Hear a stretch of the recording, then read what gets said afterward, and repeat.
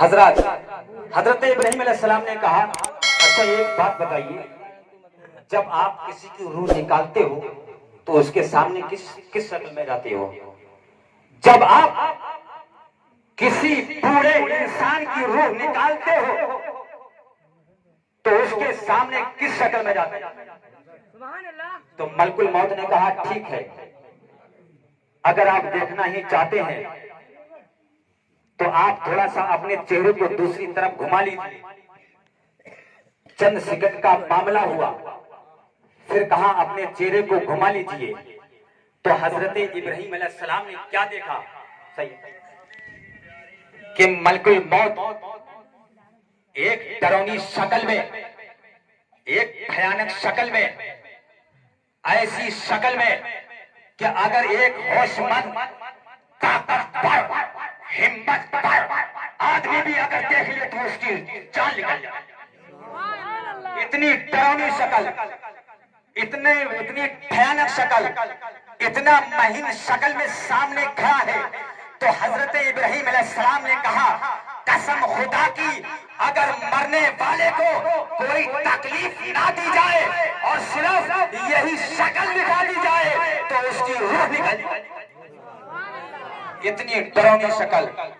नारे तकबीर, नारे रिसालत, हाफिज कारी ज़ैनुल आबिदीन साहब क़िबला, नारे तकबीर, नारे रिसालत।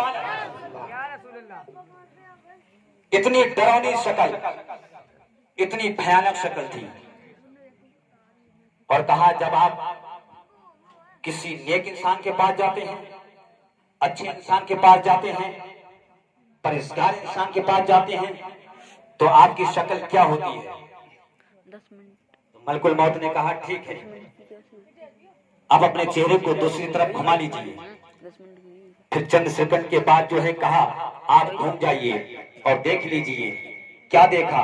सुभान अल्लाह कि मलकुल मौत एक हसीनो जमील, एक खूबसूरत शक्ल में नौजवान सामने खड़ा है। ऐसा हसीनो जमील कि आज तक उसने देखा ही नहीं है। तो हजरत इब्राहिम अलैहिस्सलाम ने कहा, कसम खुदा की, अगर कोई नेक इंसान दुनिया से जा रहा हो और उसे कोई नेमत ना दी जाए, कोई राहत ना दी जाए और सिर्फ यही हसीनो जमील चेहरा दिखा दिया जाए तो उसकी रूह आसानी से निकल जाए। तो उसकी रूह आसानी से निकल जाए। हजरत, मौत के वक्त दो शक्ल दिखाया गया है। एक उसके लिए जो बुरे हैं, जिसने जिंदगी में अपनी हमेशा बुराइयां की हैं, जिसने अपनी जिंदगी को हमेशा बुराइयों में गुजारा है।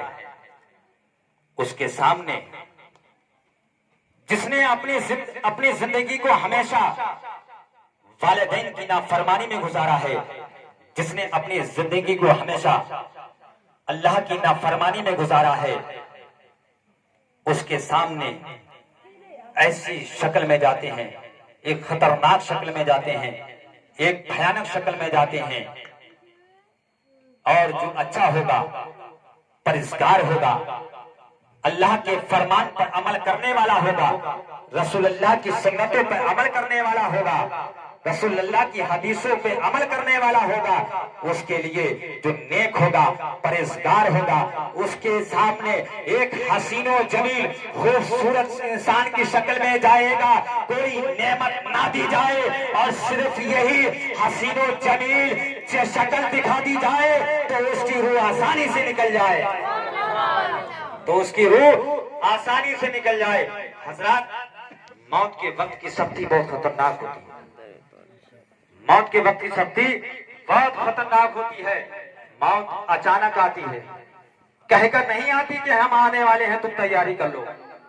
हालांकि मौत आने से पहले इशारा देती है, मौत आने से पहले इशारा करती है कि मैं आ रही हूं, तुम अपना इंतजाम करो। मैं आ रही हूं, तुम अपना इंतजाम कर लो। लेकिन हम समझ नहीं सकते हैं।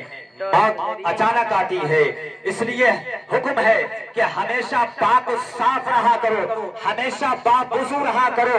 इससे ये होगा कि पाक साफ रहने की बरकत से, बावजू रहने की बरकत से आखिर वक्त में आपकी जुबान पर अल्लाह के फजल से हो सकता है कि कलमा तैयबा ला इलाहा इल्लल्लाह मुहम्मदुर रसूलुल्लाह जारी और सारी हो जाए और आपका खात्मा ईमान पर हो जाए।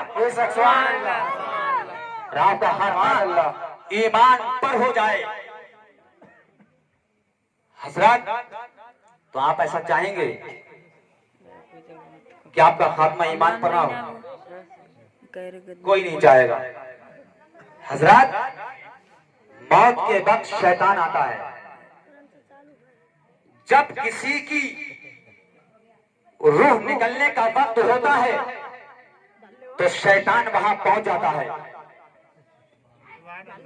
सुभान अल्लाह। जब किसी की रूह निकलने का वक्त होता है तो शैतान वहां पहुंच जाता है।